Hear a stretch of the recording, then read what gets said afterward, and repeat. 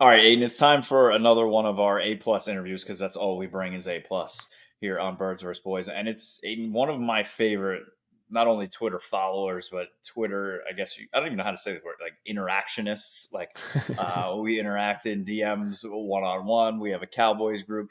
The content that Steve puts out is A class. So we've been back and forth, right, trying to get him on the show. We were gonna have him on right before I think it was the draft, and then just like stuff was going nuts, and it didn't happen. So now here we are, right around OTAs, and we bring. I like to call them Cowboys due diligence because that's just what I see on my Twitter. It makes me laugh every time I see it. But it's Stevie J. What's going on, man? How you feeling?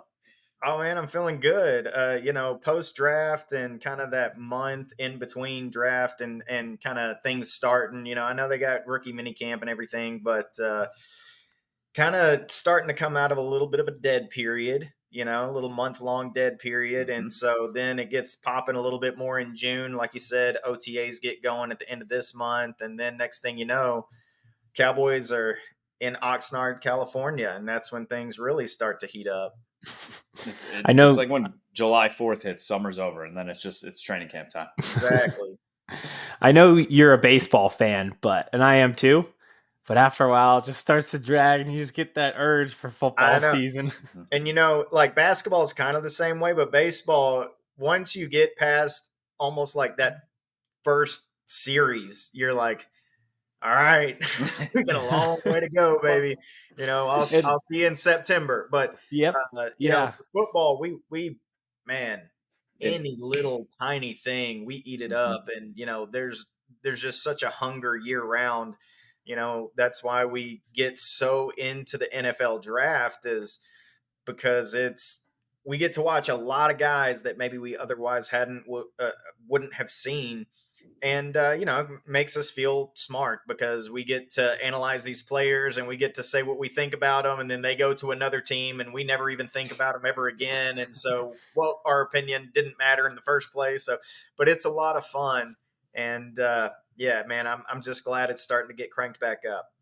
It is so true. I mean, we literally spend 3 4 days watching teenagers work out in boxer shorts, basically, and how high they can jump and how big their hand size are. And we're like this, like, oh, tell me Yeah, how I fast would was have put that? it differently, but sure. But it's true. But it's Yeah. true. All right. So the NFL draft, like we said, and I wanted to get your opinions because that's why I want to have you on around draft. But now, we're a month out, like you said, since the draft. But I just want your honest opinion of the Cowboys draft class, right? Obviously, they went Mozzie Smith one. Aiden and I were talking. Might have been a couple spots too early, but hey, they identified their guy, they identified the need, and they went and got him, which I have no problem with. So just talk me through a little bit of what you thought of the draft overall, and any diamonds in the rough that you were happy about. Yeah, let's hit that up. Yeah, so the first night, I think one thing that has been a little bit different here with this current regime leading the Cowboys is they keep things a lot tighter to the chest, a lot Mhm. closer to the chest. You don't really know. It was hours leading up to the draft in 22 that we just started to hear Tyler Smith's name, and then Yep. they one up themselves this year because no one. I mean, you might have liked Mozzie Smith and been like, "Hey, this guy, this is a possibility." That's kind of where I was at on him. Same. Is like, yeah, I like him if they took him. Like, I'm not. I don't think they would, and that was kind of everyone's thought was they haven't drafted a defensive tackle in the first round since Russell Maryland in 1991. Wow. Why would that guy really be on my who I think they would pick Yep. list? And so when they picked him, I just had a big stupid grin on my face, man. Like I really appreciated the pick, whether it is what I would have done or not. Joey Porter Jr. was still there, Nolan Smith was still there. I, yeah, I see you. I was But grinning. nonetheless, I really like the Mozzie Smith pick. The last three playoff losses for the Dallas Cowboys, they've given up 550 rushing yards. And so that's something that definitely had to change. It was a little bit better this last year in this playoff game against San Francisco, but yeah, it's been really ugly. It's been something Cowboy fans have wanted to prioritize, and finally they address it. So as far as the first pick goes, I loved it. I absolutely loved it. I was right there with you. And when we were doing a live stream, and I was like, all right, this has to be Nolan Smith, Nolan Smith, Nolan Smith. But Aiden and I were talking like it could be Mozzie Smith, right? And that I would Okay. be okay. And and I was like Nolan Smith, and I was like Mozzie Smith, and I was like, you know what, I'm good with this. And then as more time came on, I'm like, and you hear him speak, the type of guy he is, all of it, the intangibles. I think Dan Quinn's gonna do wonders with him. I really do. Yeah, and just an incredibly strong guy, and you still got Jonathan Hankins, Osa Odigizua. All of a sudden, that's a position where you feel you can be really, really stout there. Of course, things like injuries.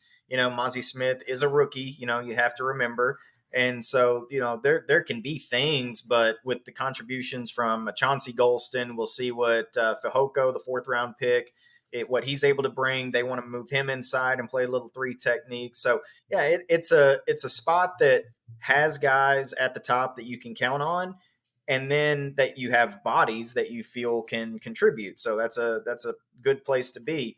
The diamond in the rough that you asked about is, I mean, does Deuce Vaughn even count as a diamond in the rough? Because That was if you're talking about your typical sixth round pick, it's going to be a guy maybe you've never heard of. Who studied Israel Mukwamu, Yep. in 2021. I don't know how many people would claim like, oh, really, I dug in on this guy. So a lot of times we don't know, but in this case, getting a guy like Deuce Vaughn in the sixth round, I think a lot of people feel like that is a diamond in the rough. I was going to ask you about him because I saw your tweet where the Cowboys have had late round success and a lot of hits on 6 round picks, which is Man, yeah, fantastic. yeah. And how Deuce Vaughn could be that next guy. Do you think he's a guy who makes an impact day one? And if so, where? Is he splitting carries with Tony Pollard? Are they putting him into the slot? How do they utilize him so he is that next late round hit for the Cowboys? Okay, so a lot of people are, obviously comparing him to Darren Sproles coming out of Kansas State, the size, the skill set, those types of things. And I think what a lot of people may not realize is Darren Sproles never had a season with over 100 carries.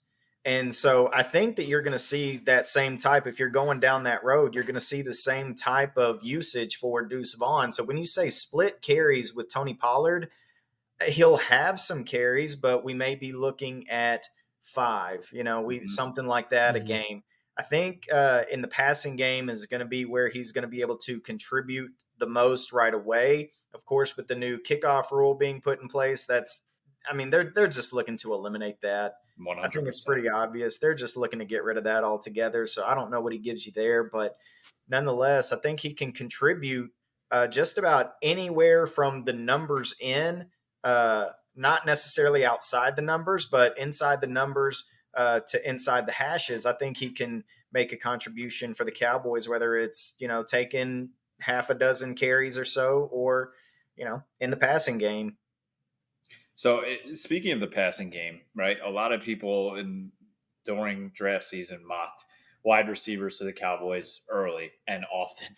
The Cowboys went out, obviously got Brandon Cooks, guy that they were targeting last year at the deadline, and they got a better deal this offseason than they would have at the deadline. Um, Michael Gallup, another season removed from the ACL surgery. Jalen Tolbert, basically a redshirt year last year. Fehoko shows up at camp and then disappears, whether it be injury or performance. But what were your thoughts of the Cowboys not taking a wide receiver until the 7th round when they took the rookie from South Carolina? I think something we have to remember is that the board falls to you a certain way and it Yep. kind of dictates what you do, unless you're like, man, I really don't think we're going to get this guy at our next pick. And you're kind of weighing those options. And, you probably have some guys at the top that you're debating and battling with. But what it comes down to is, who's going to make our football team better? And if there's someone else on the board at that time that they think will do that, then regardless of if you feel you need a guy, which they set themselves up to be able to move and pick a different player than a wide receiver and still come out okay. And that, so it didn't really surprise me. I am surprised at the Shoemaker pick, if we're talking about Mm-hmm. pass catchers, as a tight end in the second round, that was a little bit surprising. But otherwise, yeah, I think that they kind of wanted to set themselves up to not have to go get a position that's so important, like a wide receiver or like a corner, adding Stephon Gilmore.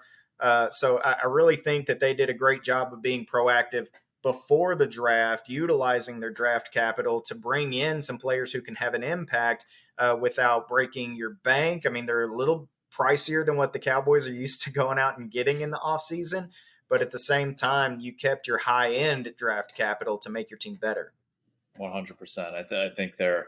It's funny. I did see. I forget where I read it, but that they gave him like a C minus overall in the offseason. I was like, I don't agree with that. I think with the trades that they made and the draft, I would give them close to a B plus, maybe even an A minus overall. So heading this is a video that Aiden and I did separately, right? He did the Eagles, I did the Cowboys. So I would love to ask you this question: who are the top 3 players on the Dallas Cowboys that you think are under the microscope the most heading into the season and during this season? I think a lot of people's first reaction probably goes to Kelvin Joseph is a guy that's going to be high up on that list. I think Jabril Cox is also going to be Mhm. high up there on that list. And then, you can go a number of ways because along with Kelvin Joseph, there is Nashawn Wright. Mm-hmm. And so that if I had to pick 3, I mean, you can go. I mean, you can go in a number of ways. Really, You you can go. can. You can That's the go fun Neville part. Gallimore as well. Yep. I think that that's another guy that you If know, he's even on this team still. if he, that's they went out and added bodies at that defensive tackle spot. So yeah, Quentin Bohanna, Mm-hmm. is another guy, defensive tackle. Yeah, there's a lot. I Yeah, mean, Semi Fehoko as well. Cavante Turpin. Jalen I think Tolbert. that I think Tolbert is safe Okay. because he was a day 2 pick, and if let's say Nashawn Wright, I think if you look at he was a top 100 pick Yep. and didn't give you anything as a rookie, by any means, and they kept him around. They want to keep that investment and see if it grows into something to pay off. So I don't think they would be so quick to cut a Jalen Tolbert. He would have to just have a complete meltdown of a camp. But yeah, no, there's 7 or 8 guys that you could mention right now. Agreed. Agreed. All right. From guys under the microscope to guys or a guy not on the team any longer, but people now are linking him back to the team. What are your thoughts on this whole they're going to bring Zeke back thing? What camp are you in? Do you think it's a possibility? I've said to Aiden 1,000 times, I'm a rip the Band-Aid guy and let's move on. Yeah. But what are your thoughts here? I mean, conventional wisdom tells you that it's done, right? That it's Yeah. over. But I don't think there is a Cowboy fan, Cowboy media member, anyone who knows anything about this team and the way that Jerry Jones operates, and sometimes he operates from an emotional place. I don't think there's anyone who could honestly say that the chances are 0. Mm-hmm. Like even if they say I think it's 0.001, I'd be like, okay, Yep. I'm with you, but you just can't be definitive about it, and that's discomforting to a degree. But also, yeah, I think that the chances are that 0.001 that he comes back. Yeah. Feels like years ago when there was that rumor that he could sign with the Eagles, and Yeah. it might have been 3 months at most this year. I had no idea that was ever earlier when he was Yeah. released. Okay, Yep. See, Yep. I yes, gotcha. yes. I got you. That's Yeah. why so many things happen. You forgot when he was released. It's like he could sign with the Eagles. And I where did honestly that think come Ronald Jones is a better running back right now in their careers as a number 2. I don't know. I love him. I thank him for his service, but I mean, like I said, rip the Band-Aid and let's move on. And that Yeah. goes for everybody, man. It's time. Okay. We We could talk did. about it, right? It's a process. But like the only thing that scares me a little bit is now that Stephon Gilmore wears 21 and Zeke did write, I think tweeted a couple weeks ago that he wants his 15 back that he wore at Ohio State. I'm like, it. It's an opportunity now, and then it'll just sell more. And now you see Oh my Jerry Jones like gosh. more jersey sales and a different number. Oh, all right, Aiden. All right, last one from me. Let's dive into the weeds of the NFC East. This Okay. past year, we didn't really get a true barometer test of Eagles Cowboys. We beat you guys when you had Cooper Rush. You beat us when you had Gardner Minshew. But I don't think the gap is that far between the Eagles and the Cowboys. But what do you think the Cowboys need to do this year to officially close that gap? The toughest thing, the one that you have no control over, and that's stay healthy. Because one massive concern of mine, a really, really large concern of mine, is just how many guys who are teetering on the edge that they're still counting on or are coming back from a significant injury. I mean, you look at Brandon Cooks, they traded for him, but he's had the concussions in the past. You know, how much did that impact his year in Houston? I don't know, but you have him, Michael Gallup coming back from that injury as well, Tony Pollard coming back from an injury, Terrence Steele coming back from an injury, and then you go on to Tyron Smith, who you know is going to get injured, you know, and on offense, it kind of looks good when you write it all down, but then, man, it can come unraveled really, really fast. And then on the defensive side of the ball, you know, DeMarcus Lawrence is good to miss 3 to 5 games a year. He's only getting older. Mm-hmm. Leighton Vander Esch with the neck. He missed 5 or 6 games last year. Jonathan Hankins is getting a little older. He missed a few games last year. And so, you know, there's these guys that are great contributors whenever they're good and healthy and playing up to their potential. But on the same note, you can look and go, man, there's a lot of guys who either have a proven injury track record or guys who, you know, maybe they've been healthy, but they're coming off of an injury that was pretty significant. You know, I mean, Terrence Steele goes down. How does he come back? Tony Pollard goes down. I mean, does he have the same burst? Those types of things. They're valid questions until you see it on the field. And until then, I think that I would have to say health is definitely the thing that keeps the Dallas Cowboys close to the Philadelphia Eagles because, man, you guys stayed up until the end. You guys, Mm-hmm. towards the end, you got a little bit banged up, but in large part, y'all were healthy a majority of the season. Maybe a guy here and a guy there, but, you know, there was never the avalanche of like, man, the injuries are really piling up, and that, you know, that's part of the luck of winning in the NFL. And I'm not saying that you guys, you know, did it based out of luck. I'm just saying when you look at who wins Yep. Super Bowls, you know, those guys, their roster is the healthiest that exists in the postseason, and that's why, you know, part of why they got there. I mean, It is a little bit of luck. wasn't the Eagles like the first team in NFL history to have all 52 guys available for the NFL season or the Super Bowl? I think it was all 22 of our starters from week one were the starters in the Super Bowl, which Yeah, it's again, so, That ain't bad. like you said, yeah, I was going to say, some of it is just a stroke of luck. it Yeah, is. and that's involved with every Super Bowl winner. You Yep. know, I think that little bit of luck. And Super Bowl losers. Hold on. Had to throw it in there. All right, last one for me. Outside of the birds and the boys, Giants have they're kind of like almost America's sweetheart right now, right? Daniel Jones got his money. He played well in the playoffs. They had a nice draft. They're back. They got a coaching staff. They actually have a GM with the head on his shoulders. And then there's the Washington, whatever their names are going to be now that they're with a new owner. They have a very talented roster, right? They re-signed Deron Payne, but there's questions of the quarterback, even though Sam Howell played really well against the Cowboys last year. So who do you think is the bigger threat in 2023 for the Cowboys and the Eagles out of those two? I do think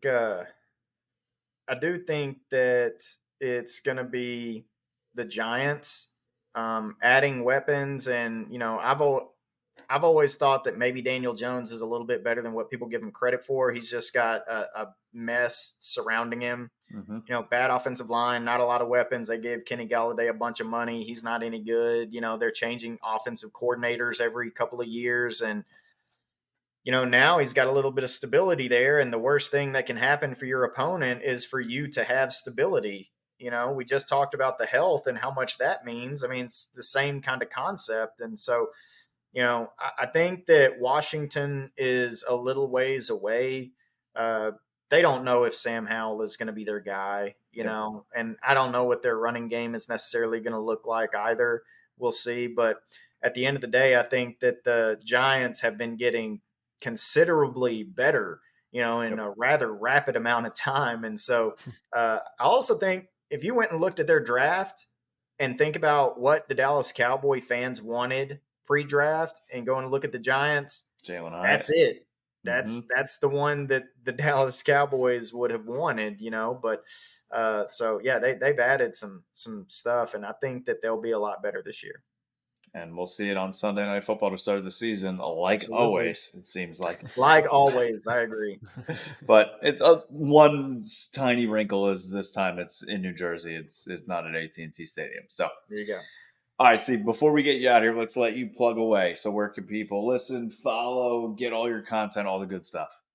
Yeah, so I'm actually about to put out a redraft of the 2019 draft from Fansided Sport DFW. I write for them on the side. My real job is actually music jock at East Texas Broadcasting. And so that's a lot of fun as well. But you guys can catch me on Twitter, StevieJPTX, Cowboys Do Diligence. And so there's all my things. Awesome. Thank you for hopping on, and we are absolutely going to be having you on during the season, this upcoming season, because that's when it gets a little more heated between me and the right on. I got you underneath me, my little puppet here. I appreciate it, guys. Thanks, Steve. Thank you. Chris Hansen here, and I'm going to need you all to take a seat right over there and check out Birds versus Boys.